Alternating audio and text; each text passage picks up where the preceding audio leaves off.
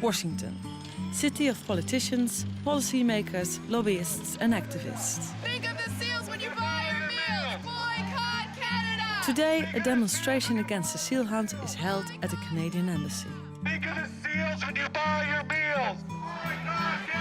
This demonstration was organized by the Humane Society of the United States, America's largest animal welfare organization with 10 million members.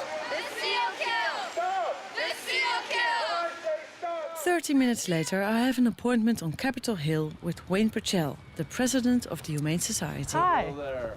Hi. Hello there. Welcome to the United States. Welcome to Washington, our nation's capital. Thank you. And we're so proud of what you've accomplished in Thank Holland you. with your election. We all took note last November of how you were elected, and you're the first party for the animals in the world to achieve this. True.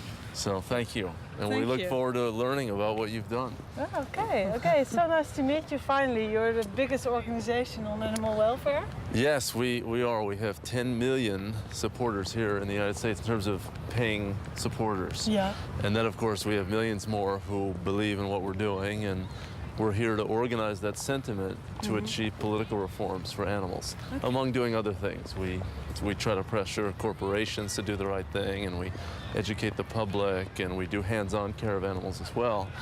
But the political work here in Congress is very important. Hi. You guys quit. 1, 2. Factory farming is the biggest abuse of all, because in the United States alone, there are 10 billion animals raised for food. It's an extraordinary number, and the average American eats 80 or 85 animals per year. And we want to see that number reduced, and we want to see the animals out of these terrible confinement systems. Why do you think Al Gore didn't mention factory farming? You know, I think that he probably thought that he was giving a lot of information already to people with an inconvenient truth, and maybe he thought people would shut down if it affected them too personally. Because it gets very personal when you're talking about eating animals and you're talking about something that is part of the American diet. He thought, oh, well, this is going too far. But the public is slowly waking up. I do not believe that we can have a good situation for animals or the environment if we continue to eat as much meat as we are eating. But even if you reduce your total consumption by half, and instead of eating 80 animals, eat 40, you cut in half the greenhouse gas emissions.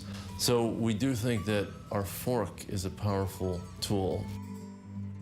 So they're clear about this in the United States. The power lies with the consumer. As consumers, we can make a difference by changing our diets. Matt Prescott says that meat is the #1 cause of global warming, and he gives a good example of this. If every American ate no chicken for just 1 day a week, then this would reduce just as much pollution as taking 500,000 cars off the road.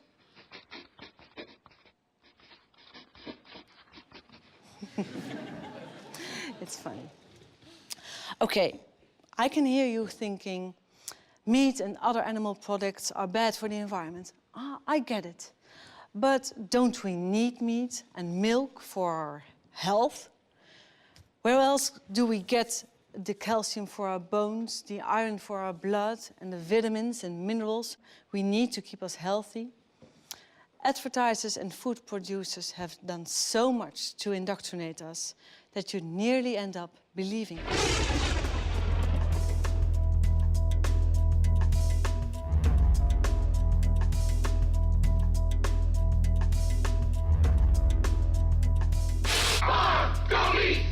Pints of lamb are only $1.99 a kilo.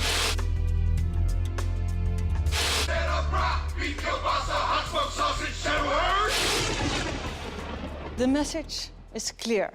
Milk is essential, meat is good for you, cheese is healthy for us all. But who benefits most from meat and dairy products? The consumer or the producer? Do we really need all that animal protein? Generally speaking, there's not a real problem for health if we have much lower meat consumption, and there are potential benefits. I mean, after all, colon cancer is one of the commonest cancers in high-income countries, and the risk of colon cancer is higher with high meat consumption. So there'll be a real benefit in terms of lowered colon cancer risk, for example. Going from our level of consumption to something that's just a bit below half of that would not involve any significant health harms and would almost certainly bring health benefits. As you probably already guessed, I'm a vegetarian. I actually used to like eating meat quite a lot. But that was until around 12 years ago when I saw a Dutch TV documentary called What the Cow Wants. It contained some really bizarre footage. Deze penskanule is een paar jaar geleden gemaakt. En daar kunnen koeien heel lang mee blijven leven. Soms wel meer dan 10 jaar. Dat is eigenlijk een gat.